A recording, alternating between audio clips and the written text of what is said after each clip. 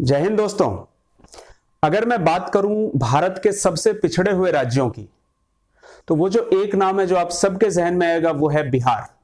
जी हां, तीसरा सबसे बड़ा राज्य है ये आबादी के हिसाब से, और क्षेत्रफल के हिसाब से ये 12वां राज्य है भारत का। 15 नवंबर 2000 को बिहार के सदर्न पार्ट को यानी कि दक्षिणी हिस्से को अलग करके एक नया राज्य बना दिया गया था, जिसे हम झारखंड के नाम से जानते हैं। आज 10,38,06,437 लोगों की आबादी रहती है इस राज्य में, बिहार में, और इसे भारत का सबसे गरीब और सबसे पिछड़ा हुआ राज्य माना जाता है, जिसमें कुछ गलत भी नहीं है। चाहे वो इकोनॉमी हो, इंफ्रास्ट्रक्चर हो, law and order, education, inclusive development, entrepreneurship, कुछ भी आप उठा करके देख लीजिए, कोई भी फील्ड में आप देख लीजिए, बिहार का इंप्रूवमेंट सबसे खराब रहा है। वैसे 2018 और 19 के इकोनॉमिक सर्वे के हिसाब से बिहार का जो ग्रोथ है वो 11.3% रहा है। ये दूसरे सभी स्टेट से कहीं ज्यादा है। लेकिन अगर नीति आयोग का इंडेक्स, एसडीजी इंडेक्स, जैसे सस्टेनेबल डेवलपमेंट गोल्स कहा जाता है, इस इंडेक्स के हिसाब से अगर देखें तो बिहार वर्स्ट परफॉर्मिंग स्टेट रहा है। ये एक इंडेक्स है जो नीति आयोग हर साल निकालती है। इसमें यह आकलन लगाया जाता है कि कौन सा राज्य कितना ग्रो कर रहा है। इसे सोशल, इकोनॉमिक और एनवायरमेंटल पैरामीटर्स को ध्यान में रखते हुए इस इंडेक्स को निकाला जाता है। एसडीजी का पहला रिपोर्ट जो कि 2018 में आया था, उस वक्त भी बिहार वर्स्ट परफॉर्मिंग था और आज भी इस राज्य का वही हाल है। पब्लिक डिस्ट्रीब्यूशन सिस्टम यानी कि पीडीएस, जो 1944 आजादी से पहले ही शुरू हुआ था, ये गरीब और पिछड़े वर्ग के लोगों के लिए है, जिसमें इनको बहुत ही कम दाम में या तो मुफ्त में अनाज दिया जाता है। चावल, दाल, गेहूं, शक्कर, ये सब चीजें इनको दी जाती है।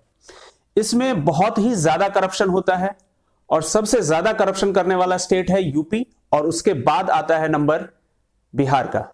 वैसे पीडीएस की जिम्मेदारी सेंटर और स्टेट दोनों पे होती है, लेकिन इसे सुचारू रूप से चलाने के लिए स्टेट रिस्पॉन्सिबल होता है। और सिर्फ यही नहीं, ओवरऑल करप्शन की अगर बात की जाए, इसका भी एक सर्वे होता है, इंडेक्स निकलता है, तो इस करप्शन के लिस्ट में भी बिहार दूसरे नंबर पे है।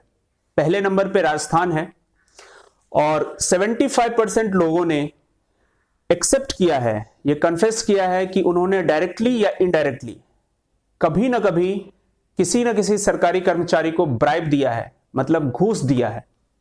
और ये घूसखोरी जो है, ये जो ब्राइब देने का जो सिलसिला है, ये सबसे ज्यादा लैंड के मामले में चलता है। प्रॉपर्टी रजिस्ट्रेशन हो, लैंड इशू का कोई मामला हो, उसके बाद municipal corporation, tax department, electricity board, हर जगह होता है ये। वैसे इस वीडियो में हम बिहार के हेल्थ केयर पे एक नजर डालेंगे, उस पर थोड़ी सी चर्चा करेंगे। बिहार का जो हेल्थ केयर सिस्टम है वो पहले से ही बदतर स्थिति में चल रही है, और ऊपर से ये कोरोना वायरस कोविड-19 के हमले से इसकी हालत और ज्यादा खराब हो गई है, ये और पैरालाइज्ड हो गया है। बिहार के हेल्थ सेक्टर में ह्यूमन रिसोर्स और इंफ्रास्ट्रक्चर, इस दोनों की बहुत ही भयानक कमी है। 11 करोड़ की आबादी के लिए सिर्फ 5 से 6 सेंटर्स ऐसे हैं जहां पे फिलहाल कोरोना वायरस का टेस्टिंग किया जाता है। पिछले साल जब बिहार में चमकी बुखार आया था, आप सबको पता होगा, इसे एईएस कहा जाता है, एक्यूट एंसेफेलाइटिस सिंड्रोम, तो इसके कारण वहां 140 से भी ज्यादा बच्चों की जानें गई थी। और उस वक्त हॉस्पिटल्स की ऐसी परिस्थिति थी कि वहां बच्चों को एडमिट करने के लिए बेड्स तक नहीं थे। एक एक बिस्तर पे 4-4, 5-5 बच्चों को एकोमोडेट किया जाता था। डॉक्टर्स की भयानक कमी थी हॉस्पिटल्स में। कोई भी ऐसा क्वालिफाइड और अच्छा डॉक्टर जो है बिहार के हॉस्पिटल्स में मिलना बहुत ही मुश्किल होता है। ये तस्वीर आप देख सकते हैं, ये श्री कृष्णा मेडिकल कॉलेज और हॉस्पिटल की तस्वीर है। ये इस हॉस्पिटल की हालत आप देख सकते हैं कि कितनी ज्यादा खराब है, और ऐसे हॉस्पिटल्स में बच्चों को एडमिट किया जाता है। ऐसे हॉस्पिटल्स में बिहार सरकार जो है वहां की जनता का सेहत ऐसे हॉस्पिटल्स के भरोसे छोड़ देती है। बिहार में ऐसे न जाने कितने अस्पताल हैं जहां की परिस्थिति ऐसी ही घटिया है, और ऐसे हॉस्पिटल्स में ही वहां के बच्चों को, जो भी पेशेंट्स होते हैं, सबको ऐसे ही हॉस्पिटल्स में एडमिट किया जाता है, और उनकी सेहत जो है वो भगवान भरोसे ही होती है वहां पे। हैरान करने वाली बात यह है कि बिहार के हॉस्पिटल्स में एक व्यक्ति के लिए एक बेड्स भी अवेलेबल नहीं है। एक रिपोर्ट के हिसाब से 1000 व्यक्ति पर सिर्फ 0.11 बेड्स अवेलेबल हैं। यानी कि एक बेड पे आप कहीं ना कहीं अगर हॉस्पिटल में देखें 4-4 लोगों को एकोमोडेट किया गया है, तो इसमें हैरान होने वाली कोई बात नहीं होगी। 11 करोड़ से भी ज्यादा आबादी वाले इस राज्य में 2000 से भी कम पीएचसी हैं, प्राइमरी हेल्थ केयर सेंटर। दूर दराज के गांवों में ना तो आसपास कोई अच्छा हॉस्पिटल्स अवेलेबल होता है, ना ही कोई डॉक्टर्स मिलते हैं। वहां अगर कोई बीमार पड़ जाए तो उसका भगवान ही मालिक होता है। 30 से 40 किलोमीटर दूर उसे जाना पड़ता है, कहीं ना कहीं किसी बड़े हॉस्पिटल में। और वैसे हालात में सरकारी हॉस्पिटल्स के हालत तो आप देख ही चुके हैं। प्राइवेट हॉस्पिटल्स धीरे धीरे बढ़ते जा रहे हैं और वो इतने महंगे होते हैं कि गरीब और मध्यम वर्गीय परिवार के लोग उसमें एडमिट नहीं हो पाते हैं, और ऐसे में सिर्फ अमीरों का इलाज चलता है वहां पे। अब आप खुद अंदाजा लगा सकते हैं कि कोरोना वायरस जैसे इस महामारी के समय में बिहार के हेल्थ केयर सेक्टर की हालत कितनी ज्यादा खराब होगी। ये पटना मेडिकल कॉलेज हॉस्पिटल है, यहाँ की स्थिति भी कुछ खास नहीं है। यहाँ के वार्ड्स में जो डेडिकेटेड वार्ड्स होते हैं, बेड्स होते हैं, ये सब अवेलेबल नहीं है किसी भी कोरोना वायरस पेशेंट के लिए। कई सारे ऐसे पेशेंट्स हैं जिनमें सिम्टम्स दिख रहे हैं लेकिन उन्हें एडमिट नहीं किया जा रहा है, क्योंकि उनको रखने के लिए वहां पे बेड ही नहीं है। डॉक्टर्स की भारी कमी है। डॉक्टर्स को पीपीई यानी कि पर्सनल प्रोटेक्शन इक्विपमेंट नहीं दिया जा रहा है। वो एचआईवी किट का यूज कर रहे हैं कोरोना वायरस पेशेंट को ट्रीट करते समय, और इस वजह से उन पे भी बहुत ही ज्यादा खतरा रहता है, कभी भी वो इन्फेक्ट हो सकते हैं। Jawaharlal Nehru medical college and hospital जो कि भागलपुर में है, वहां के डॉक्टर्स का भी यही कहना है कि उनको सैनिटाइजर तक नहीं मिल रहा है, ग्लव्स नहीं मिल रहे हैं। एक ही ग्लव्स को बार बार जो है वो सैनिटाइज कैसे भी करके यूज कर लेते हैं। वैसे बिहार के सरकार ने कोरोना वायरस को ट्रीट करने के लिए और इसे ट्रेस करने के लिए एक मुहिम चलाई है, जैसे पल्स पोलियो के आधार पे। जिस तरह से आपने देखा होगा कि पल्स पोलियो के टाइम पे हमारे घर में आते हैं, सरकार की तरफ से जो एजेंट्स होते हैं, डॉक्टर्स होते हैं, वो घर में आते हैं और बच्चों को पोलियो का ड्रॉप पिला करके जाते हैं। वैसे ही ये लोग घर घर जाएंगे, डोर टू डोर जाकर के वहां पे लोगों को ट्रेस करेंगे। लेकिन एक्सपर्ट्स और डॉक्टर्स की माने तो ये पॉसिबल नहीं है, क्योंकि पोलियो वायरस और कोरोना वायरस इस दोनों में जमीन आसमान का फर्क है।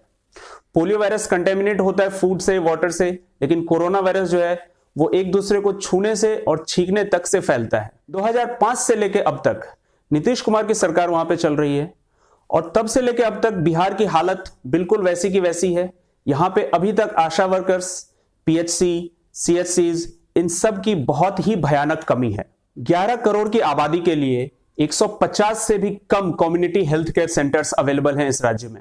वैसे इस बार 12 डिस्ट्रिक्ट हॉस्पिटल्स को बिहार सरकार अपग्रेड करने वाली है। Indira Gandhi institute of medical sciences जो कि पटना में है, इसे अपग्रेड किया जाएगा और इसे 1032 बेड यहां पे अभी अवेलेबल हैं। इसको बढ़ा करके 2732 बेड्स यहां पे अवेलेबल कराए जाएंगे। Patna medical college and hospital, इसको मॉडर्न हॉस्पिटल में कन्वर्ट किया जाएगा जहां हर तरह की फैसिलिटी होगी। 5540 करोड़ के खर्चे से इसे एक वर्ल्ड क्लास हॉस्पिटल बना दिया जाएगा। जी हां, सही सुना आपने, वर्ल्ड क्लास हॉस्पिटल। यह सब बहुत जल्दी हो जाने वाला है, 2025 तक सारे काम कंप्लीट हो जाएंगे, ऐसा नीतीश कुमार का कहना है।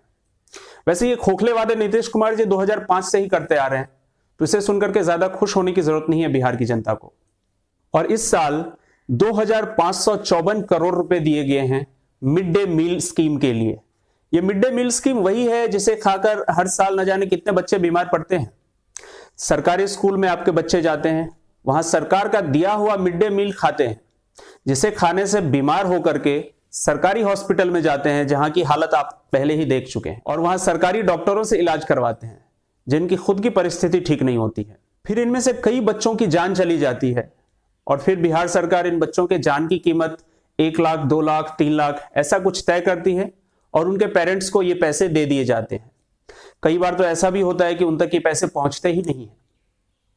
पिछले साल बिहार के बजट में हेल्थ सेक्टर को 10,315 करोड़ दिया गया था, और इस साल 10,602 करोड़ दिया गया है।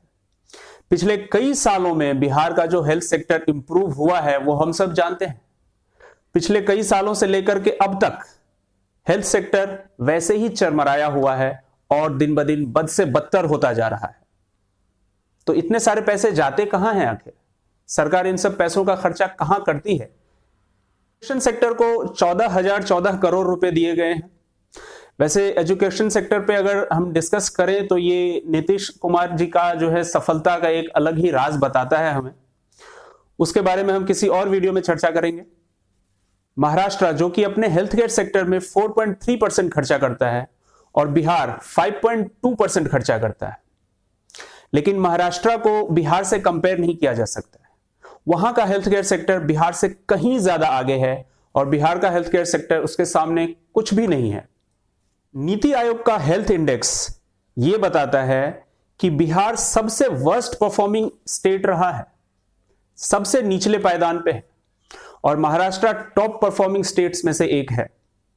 टॉप में आने की तो बात ही जाने दीजिए, यहां पे इंप्रूवमेंट भी नहीं दिखा है बिहार के हेल्थ केयर सेक्टर में। डॉक्टर्स की अभी भी कमी है, पीएचसीज की अभी भी कमी है, आशा वर्कर्स की अभी भी कमी है, primary health care centres, community health care centres, इन सब चीजों के कमी से जूझ रहा है बिहार आज तक।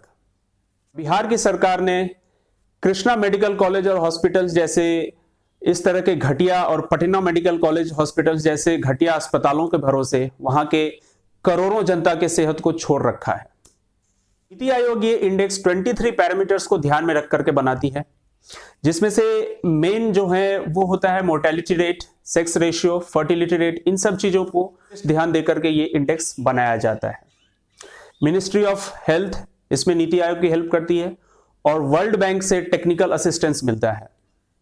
कि बिहार सरकार का यह मानना है the first wealth is health, welfare are of prime concerns for the Bihar government. ऐसा उनके ऑफिशियल वेबसाइट पे लिखा हुआ है। अब इसे पढ़ करके या देख करके लगता तो नहीं है कि बिहार का हेल्थ केयर सेक्टर ऐसा होना चाहिए, लेकिन पता नहीं ऐसा क्यों है। इसका जवाब बिहार सरकार ही दे सकती है। बहुत बहुत धन्यवाद आप सबका ये वीडियो देखने के लिए। जय हिंद।